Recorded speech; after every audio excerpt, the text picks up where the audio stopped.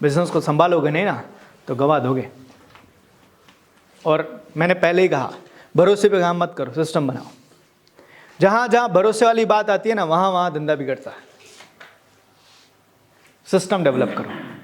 मैं एक राजकोट में एक बहुत बड़े डेयरी कंपनी के अंदर काम कर रहा था, उनकी कंसल्टिंग कर रहा था। क्या गजब का सिस्टम बनाया था। मैं जाऊंगा ना तो मुझे पहले बताना पड़ेगा किसको मिलना है। मिलने के बाद वो एक पर्ची निकाल के देंगे, आपका नाम, आपका मोबाइल डिटेल, आप कहाँ से आए हो, किससे मिलने आए हो, आपको पर्ची निकाल के देंगे। आप जब उससे मिल के निकलो ना, उसी का आपके पास साइन चाहिए उस पर्ची में, तभी आपको गेट के बाहर जाने दिया जाएगा। तभी आपको गेट के बाहर जाने दिया जाएगा। वो पर्ची वो जमा करते हैं। मैं रेगुलर बंदा, मैं हर हफ्ते जाता था, क्योंकि हमारी कंसल्टिंग हफ्ते में 2 बार 3 बार, उसके बावजूद भी हर बार मुझे वो प्रोसेस फॉलो करनी पड़ती थी। बहुत जरूरी है। आपकी कंपनी में कौन आ रहा है, कौन जा रहा है, कब आया, कब गया। आज के टाइम पता है, ये चीजें तो बिल्डिंग में भी चालू हो गई है। किसी आप कॉम्प्लेक्स में रहते हो ना, नीचे वॉचमैन लिखता है कहाँ से आए, क्या नाम है, आपका मोबाइल नंबर लाओ, किसको मिलना है, कौन से नंबर में है, ये पूरा डिटेल। इवन तो अभी तो ऐसा एडवांस सिस्टम, फोन करके पूछते हैं ये बंदा है, आपने बुलाया, और अगर आपने गलती से बोल दिया नहीं सर आपको एंट्री नहीं मिलेगी, फिर आप कोई भी हो। ये सब सिस्टम क्यों? Because of security. Security system. Then vendor time system. आपके वहाँ पे अगर व्यापारी आते हैं ना आपको बेचने के लिए, उनका टाइम फिक्स करो कि आपको इसी टाइम पर आना है।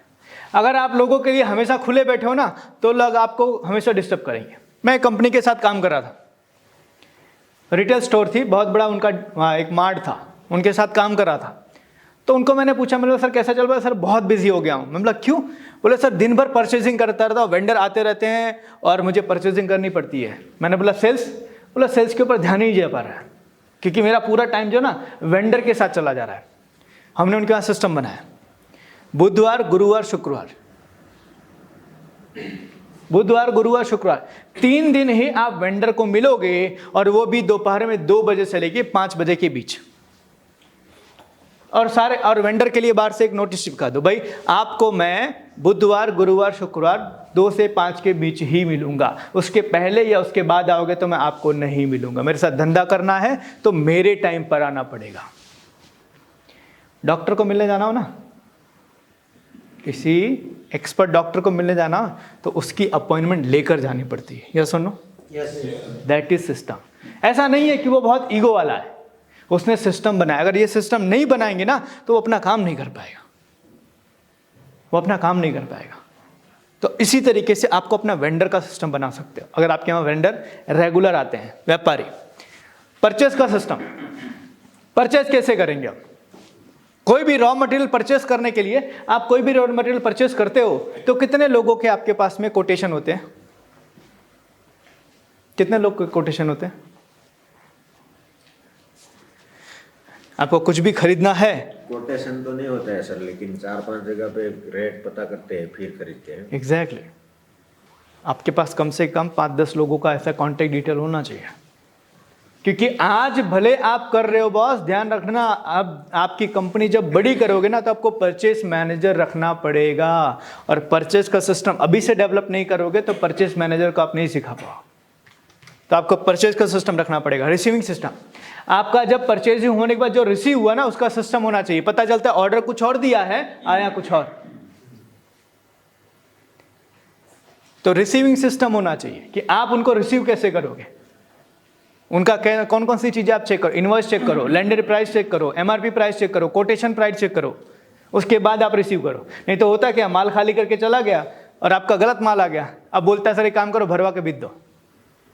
हम क्या बोलते हैं, छोड़ना હવે આવી ગયો તે આવી ગયો, આ વખતે ચલાવી લઈએ, બીજી વખતે જોઈએ, બીજી વખતે પાછો ઈ જ કરશે,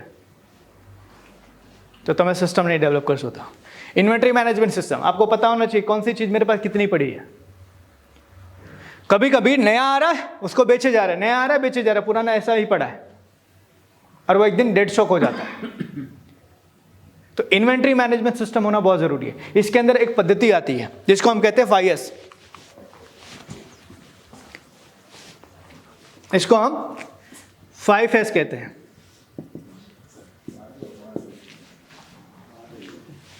फाइव एस का एक बहुत जबरदस्त चीज है। मानो कि एज एग्जांपल आपका ये डस्टर है, समझ लेते हैं ये प्रोडक्ट है, आपके पास में 100 डस्टर पड़ा है, आपके पास ऐसा 100 डस्टर पड़ा है, तो इसमें मार्किंग होती है। मार्किंग होती है मतलब के 70, 30 और यहां पर 0। मानो कि 70 तक यहां पर ग्रीन कलर का पट्टा लगाया जाता है, फिर यहां पर येलो कलर का पट्टा लगाया जाता है और यहां पर रेड। मतलब कि अगर ग्रीन पट्टे तक आपका स्टॉक है तो आपके पास इनफ स्टॉक है, आपके पास आपको ऑर्डर देने की जरूरत नहीं है। अगर आपका येलो तक स्टॉक आ गया, इसका मतलब है अब आपको ऑर्डर देने की जरूरत है। और अगर रेड पे आ गया तो समझना कि इमरजेंसी है। तो आपको हमेशा ध्यान रखना कि आपका यहां पर कभी ना आने पाए, उससे पहले आप ऑर्डर दे दो। इसको कहते हैं इन्वेंट्री मैनेजमेंट सिस्टम। तो ये सिस्टम आप डेवलप कर सकते हो, इन्वेंट्री मैनेजमेंट सिस्टम, ताकि आपके वहां पे कोई भी स्टॉक कम ना हो। डिलीवरी एंड डिस्पैच सिस्टम, कई बार आपकी प्रोडक्ट निकलती है क्वालिटी की बिना, कस्टमर तक पहुंचती है डिफॉल्टेड, और कस्टमर बाद में कंप्लेन करता है तो हमारी प्रोडक्ट है खामी आई। तो सवाल ये है कि डिस्पैच करने से पहले आपने क्यूसी क्यों नहीं किया, quality check, quotation, quality, quantity, dispatch होने से पहले क्यों नहीं चेक हुई? क्योंकि आपके पास सिस्टम नहीं था, डिस्पैच सिस्टम नहीं था। Quantity check, quality check system, return का सिस्टम पहले से ही बनाओ, क्या रिटर्न करेंगे क्या रिटर्न नहीं करेंगे। कंप्लेन हैंडलिंग सिस्टम, कोई कंप्लेन आई तो उस कंप्लेन को कैसे हैंडल करेंगे। एंड कस्टमर मीट सिस्टम, पूरे साल में एटलीस्ट एक बार आप अपने कस्टमर का मीट रखो। जैसे हम अभी मिल रहे हैं ना, पूरे एक साल में कम से कम एक बार आप ऐसा कोई प्रोग्राम करो जिसमें आपके जितने भी कस्टमर हैं उनको एटलीस्ट एक बार आप अपने जगह पर बुलाओ पूरे साल में, ताकि जो लोग आपके साथ पहले काम कर चुके हैं वो लोग दोबारा आपके काम के बारे में जाने। कई बार भूल जाते हैं लोग।